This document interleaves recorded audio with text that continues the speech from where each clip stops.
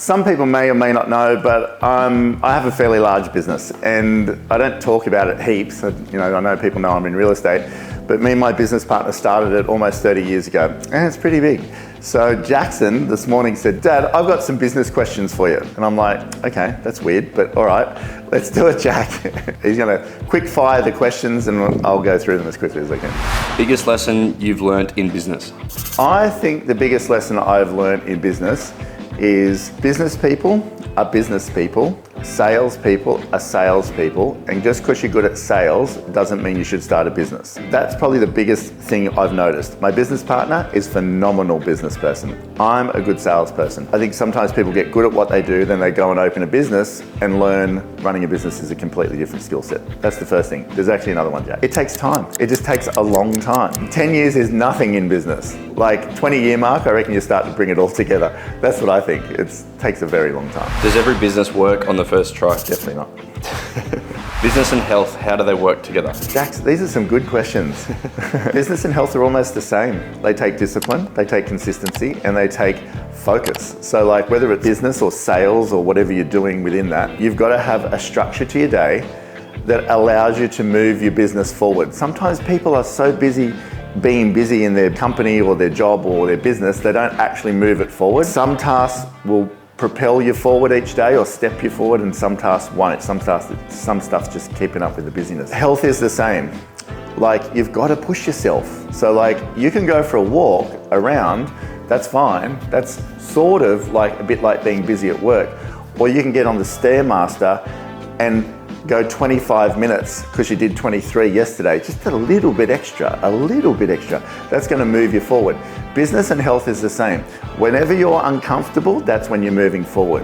Whenever you're feeling like, oh, this is cool, whatever, you're not really pushing yourself forward that much. A little bit, but not much. It's where it's uncomfortable is where the growth happens. Divorce and business, what have you learnt from that? I've learnt from divorce and business usually makes you get divorced.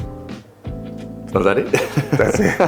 Do you believe in the saying, work now and let the money come later? Now, over all these years, yes, money is good, but I've focused on the work. When you focus on the sport that you love, you very rarely think about the money that you're going to earn or earning. So for a long time, I didn't earn much money. We didn't pay ourselves very much at all. And it wasn't until the more recent years that we earned decent money. So it's like, if you're not really loving the sport that you do, it's like playing golf, but you don't really like golf, you like tennis. You need to be playing tennis, you love the game, if that's in you, and then the money will come once you get good enough. And business is exactly the same as that. Just get really, really good at what you're doing, and the money will just come at some point. Firing people, how do you become good at it?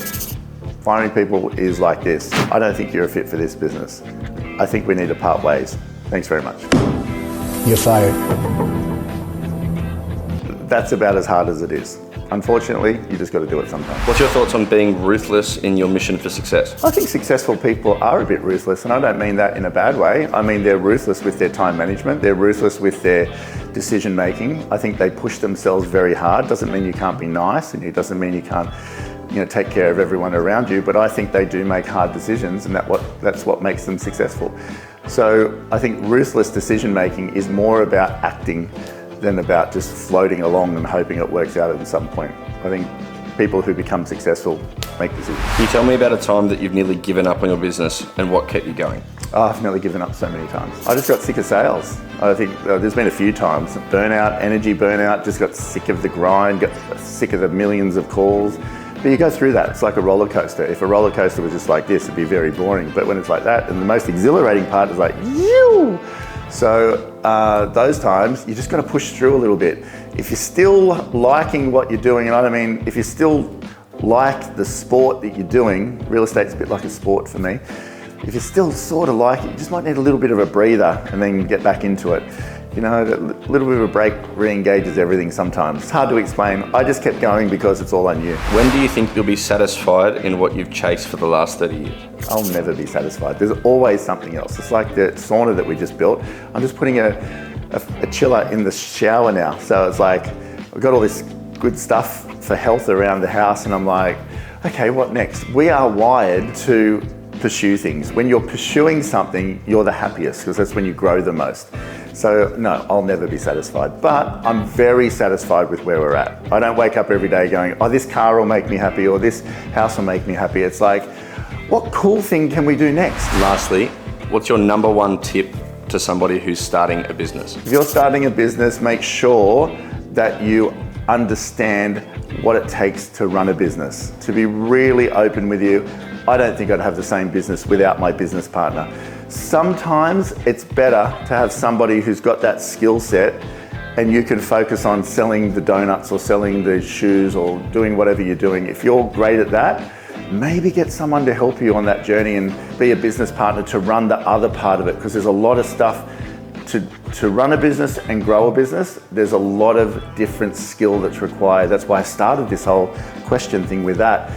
And unless you're that way minded, you're going to find it very difficult. Managing the cash flow, forecasting, meeting with people, striking deals with the companies that you deal with, you know, in terms of stock or IT or database systems, all of that sort of stuff. All that's got to happen while you're running the business. So that's why I think a really great partnership, I'd say, is probably one of the most valuable things you can have in a business. I know people say partnerships don't work. I don't know about that. I've been in a partnership for almost 30 years. Wouldn't have had it any other way. So that would be my number one thing. And work hard, work around the clock, in the beginning especially.